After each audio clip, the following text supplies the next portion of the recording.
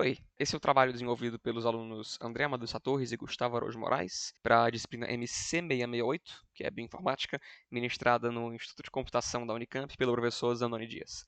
A gente vai apresentar um artigo que, traduzido, chama Aprendizagem de Representação de Grafos em Bioinformática, Tendências, Métodos e Aplicações. A gente escolheu esse artigo porque durante a disciplina a gente viu muitos exemplos de como grafos são muito efetivos em representar e operar em cima dessas relações biológicas. Um dos exemplos que a gente viu na aula foi o de árvores filogenéticas, que são essas estruturas que são usadas para reconstruir relações entre objetos biológicos.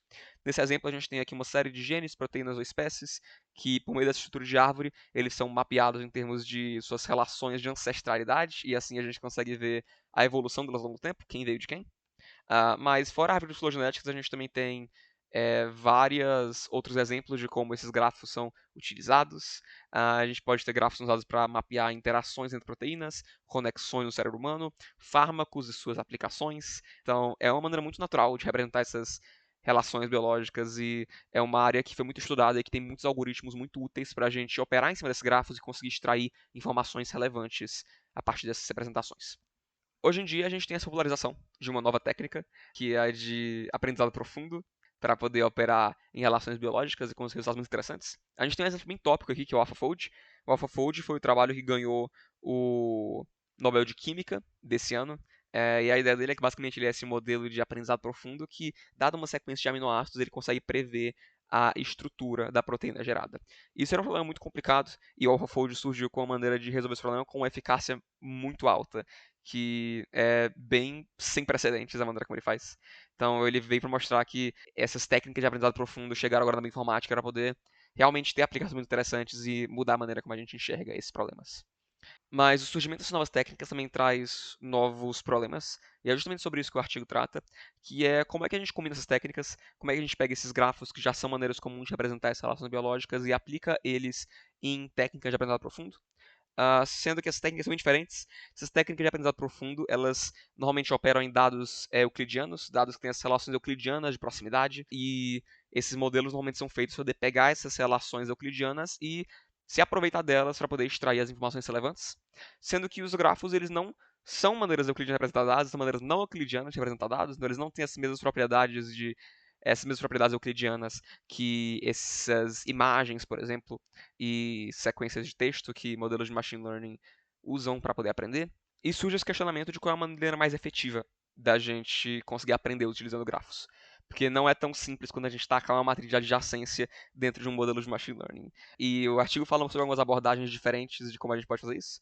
A ideia do aprendizado de representação de grafos é basicamente codificar um grafo em representações vetoriais de baixa dimensionalidade, de maneira que a gente está preservando a topologia e os atributos do grafo, para a gente conseguir realizar essas tarefas complexas com dados em forma de grafo por meio de modelos de machine learning. Então, na prática, a gente está querendo encontrar essas representações de grafos que são mais simples e que mantêm a topologia e mantêm os atributos desse grafo de uma maneira que um modelo de machine learning consegue se aproveitar desses resultados, gerar informações úteis e realizar tarefas complexas a partir desses dados. Antes de ver essas técnicas mais a fundo, a gente vai passar por algumas definições que são importantes para entender as técnicas apresentadas. Primeiro, a gente tem esse conceito de grafos homogêneos e heterogêneos.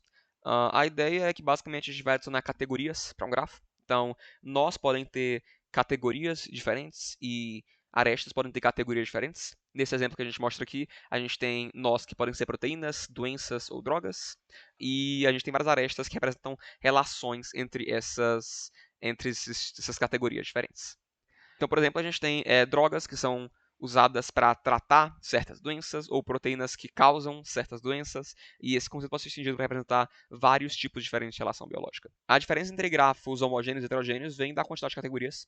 Grafos homogêneos são grafos que somente têm uma categoria de nós e uma categoria de arestas, e grafos heterogêneos são grafos que têm mais de uma categoria de nós ou mais de uma categoria de arestas. Então, esse gráfico que a gente está vendo aqui é um exemplo de um grafo heterogêneo, porque ele tem vários tipos diferentes de relações que são representadas por esses nós e arestas diferentes e essas categorias. A gente também tem esse tipo de grafo heterogêneo específico, que é o grafo multiplex, que é um grafo que tem somente um tipo de categoria de nó e vários tipos de categoria de aresta. A gente também tem grafos atribuídos, que eles se diferenciam porque nesses grafos atribuídos, em cada um dos nós, a gente vai ter associado a eles um vetor de características que vai representar dados específicos sobre esse nó. Então é basicamente uma maneira de colocar mais informações relevantes para cada nó nessa estrutura de grafo.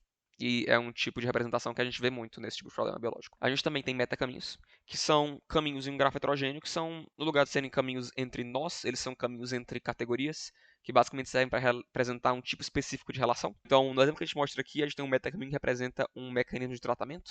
A gente tem um metacaminho que é basicamente uma droga que vai atuar sobre uma proteína e uma proteína que vai interagir com a doença. Então, esses metacaminhos servem basicamente para a gente padronizar esses tipos de relação que a gente pode encontrar num caminho de um grafo. E a gente também tem um conceito de proximidade, que é basicamente uma maneira de medir a proximidade entre dois nós em várias categorias diferentes. Então a gente tem proximidade de primeira ordem, que é a proximidade entre dois nós que estão diretamente conectados. Então, se dois nós têm uma aresta que conecta eles vão ter uma proximidade de primeira ordem acima de zero, caso contrário vai ser igual a zero.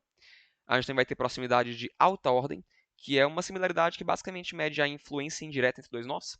Ele basicamente mede a quantidade de caminhos que levam de um nó até outro. Quanto mais caminhos tiverem, maior a similaridade.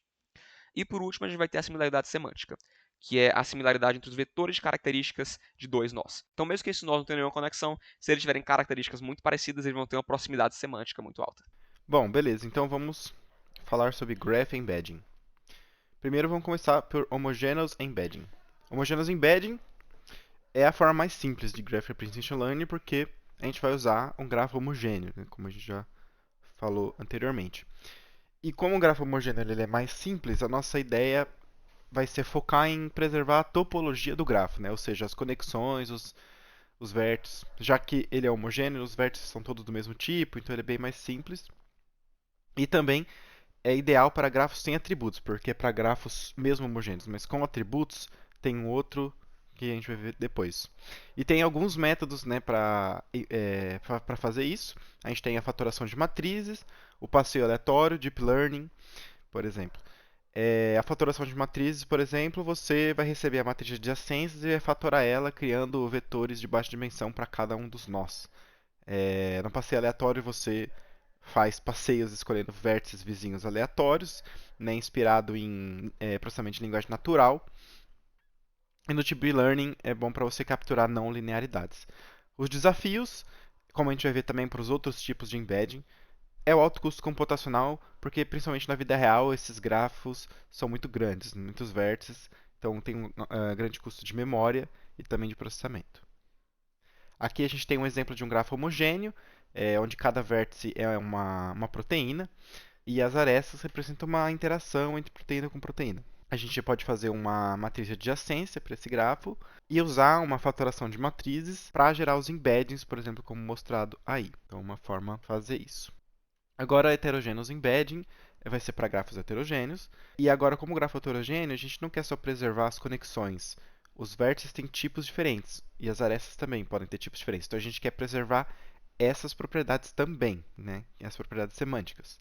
Esses tipos de grafos estão mais relacionados a cenários reais. E a gente também tem alguns métodos para fazer isso. Pode ser por meta-caminhos, decomposição ou deep learning. O meta-caminhos é muito parecido com o que a gente viu no anterior com o passeio aleatório, só que no caso, como o grafo é heterogêneo, a gente quer fazer um meta-caminho, ou seja, a gente quer sair de um vértice de um tipo e chegar num vértice de outro tipo. E isso reduz a complexidade, você não precisa explorar o grafo todo, você explora só, né, as possibilidades de sair de um vértice de um tipo e chegar num vértice de outro tipo. A decomposição usa divisão em conquista, então você divide o grafo em partes menores, ou seja, você pode dividir o grafo em partes homogêneas ou bipartidas, e você faz o aprendizado em cada um deles e depois faz a combinação. Também dá para usar Deep Learning, só que na Deep Learning você tenta aprender o grafo inteiro.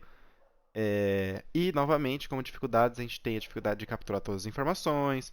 Né? As escolhas podem impactar, porque como você não vai conseguir capturar tudo, você vai ter que fazer algumas escolhas para diminuir o tempo computacional, por exemplo, e essas escolhas podem impactar a qualidade.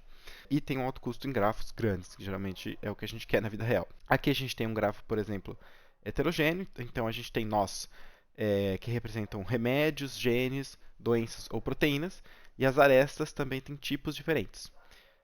A gente pode gerar os embeddings deles usando metacaminhos, por exemplo. Metacaminhos que, por exemplo, saem de um gene e chegam num remédio, por exemplo. Então, o gene está relacionado a uma proteína, que está relacionada a uma doença, que vai ser tratada por um remédio específico. Então, a gente faz esse tipo de metacaminho. A gente pode gerar os embeddings, por exemplo. Agora, embedding para grafos atribuídos, né? Nesse caso, a gente viu que esses grafos, que podem ser homogêneos ou heterogêneos, eles têm também uma matriz de características, né? Cada nó tem um conjunto de características. E a gente quer claramente preservar essas características também, né? E a gente tem diferentes métodos, como os listados aí. O HNG, por exemplo. E aqui a gente, por exemplo, tem um grafo também heterogêneo, né, onde os nós podem representar remédios ou sintomas, né? No caso, seriam sintomas colaterais. A gente tem uma característica para cada um deles, né? Então, por exemplo, os nós que são medicamentos, eles podem ter uma categoria e uma frequência. E a frequência indica quão frequente a pessoa deve tomar aquele remédio, né, dependendo de por que ele foi indicado. E os efeitos colaterais, eles têm a frequência, que é a frequência de vezes que eles acontecem, e a severidade deles. Então, cada um dos nós tem um vetor de duas características. E a gente pode usar o Dane, por exemplo, para gerar os embeddings. E a gente gera os embeddings para cada um dos nós, preservando as informações dessas características e também o fato de que é um grafo heterogêneo. Agora a gente vai falar de Graph Neural Networks, que são GNNs. Essas são técnicas end-to-end, então a gente não vai estar fazendo uma técnica específica para gerar um embed no grafo e depois jogar isso no modelo de machine learning que não sabe que ele está trabalhando com grafo. A ideia agora é que a gente vai fazer um modelo de machine learning que ele usa da própria topologia do grafo, da própria estrutura do grafo, para poder propagar a informação e realizar essas tarefas complexas de aprendizagem de maneira completa. A gente vai começar com as GRNs, que é a Graph Recurrent Neural Networks, que elas são a técnica mais simples que a gente vai apresentar aqui. Elas são a que tem menos partes se mexendo. E a gente vai apresentar um pouquinho mais a fundo, porque eu acho que importa de que a gente tenha um pouquinho a intuição de como é que essa topologia do grafo está sendo usada para poder propagar a informação. Então, a ideia dessa técnica é que a gente vai ter um grafo etiquetado. Então, cada nó e cada aresta do grafo vai ter uma série de etiquetas, que as etiquetas podem representar várias coisas. Em um grafo atribuído, ela pode ser as características do grafo. Em um grafo heterogêneo, ele pode ser as categorias dos nós do grafo, as categorias das arestas do grafo. E dado isso, a gente quer encontrar uma função que, dado o grafo, dado um nó específico do grafo, ele vai dar um vetor de reais, que vai depender do que a gente está querendo mostrar. Então, um exemplo que o artigo dá é que a gente pode ter um grafo que representa um composto químico e a gente quer descobrir qual é a probabilidade desse composto químico causar uma doença específica. Nesse caso, a gente não está usando um nó específico do grafo para gerar as coisas, na realidade esse valor está sendo associado ao grafo em si, mas essa técnica também dá os mecanismos para a gente poder fazer esse tipo de coisa. A sacada para a gente responder isso é que a gente vai definir duas coisas diferentes. A gente vai definir o estado, que é x, e a saída, que é o, para cada nó do grafo. O estado de um nó do grafo ele vai ser definido por uma função f, uma função f arbitrária, que ela vai depender das etiquetas desse nó, das etiquetas das arestas desse nó e das etiquetas da vizinhança, além dos estados da vizinhança. Então a gente vê que é uma coisa meio que uma coisa depende da outra. X1 vai depender do X2, vai depender do X3, vai depender do X4 e tudo depende do outro, então a gente tem como resolver isso diretamente. A gente vai utilizar um método iterativo para encontrar o estado de cada um dos nós. E a gente também vai ter o O, que é a saída, que ele vai ser definido por uma função arbitrária g, que vai depender do estado do nó e da etiqueta do nó. Então a gente vê que, dado esse estado, é muito fácil de encontrar O usando g, porque é uma função direta. A sacada disso é que a gente está querendo encontrar essas funções para encontrar a saída que parece mais com o que a gente quer de acordo com o nosso set de treinamento. Então a gente vai representar f e g por redes neurais, que vão servir essencialmente como aproximadores de função arbitrários. Então, mudando os pesos dessas redes, a gente consegue ir ajustando essa função para ela caber cada vez mais no que a gente está querendo representar. E aqui como fica planificado essa representação, aqui a gente tinha ela como se fosse um grafo mesmo, e aqui a gente consegue ver como é que ela fica quando a gente achata ela e a gente começa a ignorar o x, porque para poder conseguir o x, a gente basicamente está aplicando essa função f várias vezes nas etiquetas. Então a gente vai setar uma quantidade de tempo tanto, para depois aplicar isso no g. E a gente vê que isso aqui parece muito mais com uma arquitetura que a gente já conhece de rede neural. E a ideia é que basicamente fazer uma sessão de aprendizado supervisionado por aqui. A gente vai ter uma série de dados que vão ser entradas e saídas esperadas. Dado um grafo, ele espera que a gente encontre esse valor de saída. Então a gente vai basicamente comparar. Para cada uma das entradas, a gente vai pedir para o nosso modelo gerar as saídas e comparar as saídas que o nosso modelo gera com as saídas que ele devia gerar. E a partir dessa diferença entre o que ele gera e o que ele devia gerar, a gente pode ir ajustando os pesos e fazer essas funções f e g ficarem cada vez mais próximas daquelas deviam ficar, poder reproduzir esses valores de maneira consistente e serem generalizáveis para vários casos de problema, até aqueles que não estão no nosso dado de treinamento. Então a ideia aqui é que a gente está usando a própria estrutura do grafo para poder propagar essa informação e resolver o problema do começo ao fim. Aqui a gente tem as GCNs, que são as redes convolucionais em grafos. Redes convolucionais são técnicas que são usadas principalmente em processamento de imagem, só que aqui a gente está adaptando um pouquinho elas para usar na matriz de adjacência do grafo. Então, a gente basicamente vai aplicar uma convolução em um estado que é baseada nessa matriz de adjacência para poder gerar um embedding no meio e no final gerar uma etiquetação.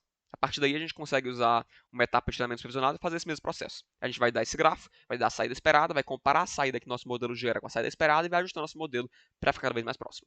E a ideia é que, à medida que a gente vai treinando esse modelo, a gente vai conseguindo uma representação latente, uma representação aqui entre essas camadas cada vez mais relevantes para a gente poder combinar com outras técnicas. Essas próximas técnicas vão usar a GCN de maneira bem direta para poder gerar resultados interessantes.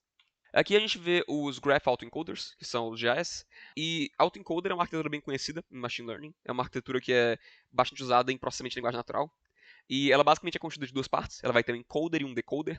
Esse encoder ele vai pegar um dado de entrada, e ele vai codificar esse dado em uma representação de espaço latente, e a gente vai ter um decoder que vai reconstruir o dado original a partir da representação do espaço latente. Então a ideia desse processo é que a gente vai gerando uma representação latente no meio cada vez mais relevante.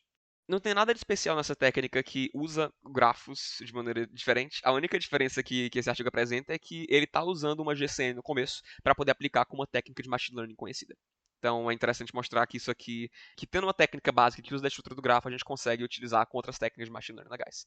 E é o mesmo caso desse segundo exemplo, que é a GGAN, que é baseada na arquitetura Generative Adversarial Network, que é a GAN, que tem essa ideia de a gente treinar dois agentes ao mesmo tempo, que seriam um agente gerador e um agente discriminador. Basicamente, o agente gerador ele vai ter esse papel de, dado um set de treinamento, ele vai querer gerar dados falsos que parecem o máximo possível que eles fazem parte desse set de treinamento. E aí vai ter um discriminador que vai ser dado falso, dado inventado, e o dado real, e ele vai tentar distinguir qual é o real e qual é o falso. Então a ideia é que a gente vai treinando esses dois agentes cada vez melhor. O gerador fica cada vez melhor em gerar dados falsos e o discriminador fica cada vez melhor em reconhecer quais são os dados falsos. Isso aqui também é uma arquitetura bem conhecida de Machine Learning. A única diferença aqui é que a gente vai estar usando uma GCN no começo para poder interpretar esses dados vindo de um grafo. E para mostrar que o principal aqui é a gente ter algum tipo de camada que consegue pegar esses dados que vêm de um grafo, utilizar a topologia do grafo para poder gerar um embedding interessante e depois aplicar isso em qualquer técnica de machine learning que a gente conhece. Então, bem interessante esse processo. Bom, agora vamos falar um pouco sobre as aplicações.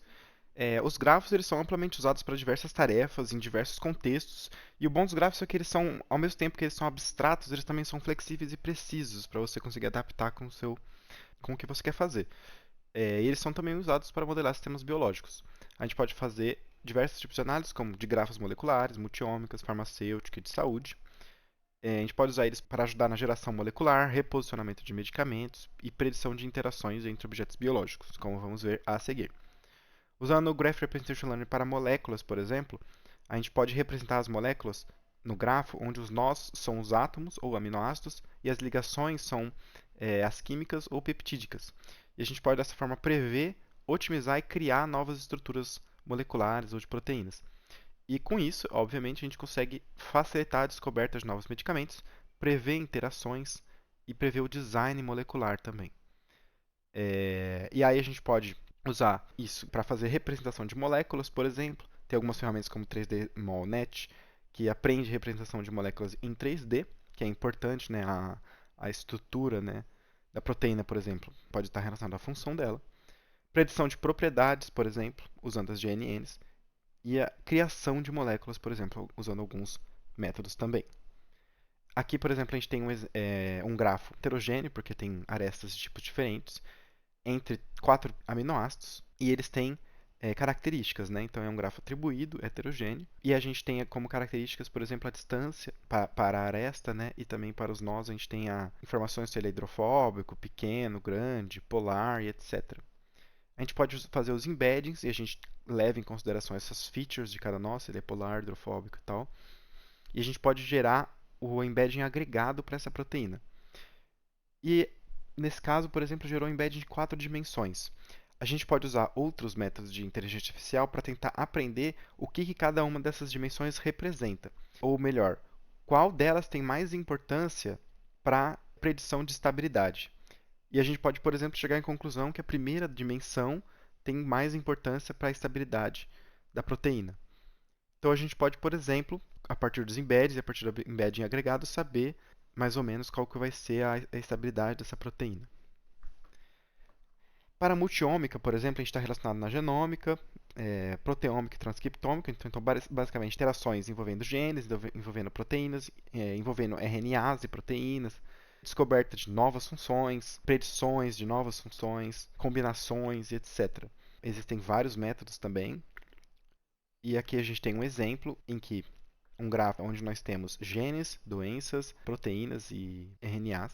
Nós podemos usar GNNs para gerar um embedding para cada um deles. E nós podemos usar, por exemplo, similaridade de cossenos para ver qual deles está mais relacionado a diabetes, por exemplo. E esse exemplo para chegar à conclusão que BRCA1 está muito relacionado com diabetes. Só que no grafo, se a gente for ver, essa relação não é tão evidente, né? Diabetes tem que fazer um caminho para você chegar no BRCA1.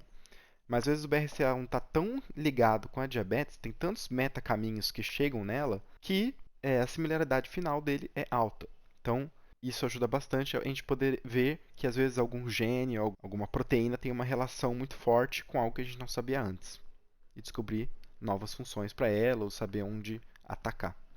Para fármacos, por exemplo, é muito importante porque a gente quer reduzir os riscos da indústria farmacêutica, né, os riscos de falhas, os altos custos, etc. Então, a gente quer basicamente conseguir usar os grafos para modelar interações entre medicamentos e alvos, entre medicamentos e doenças, e entre medicamentos com medicamentos.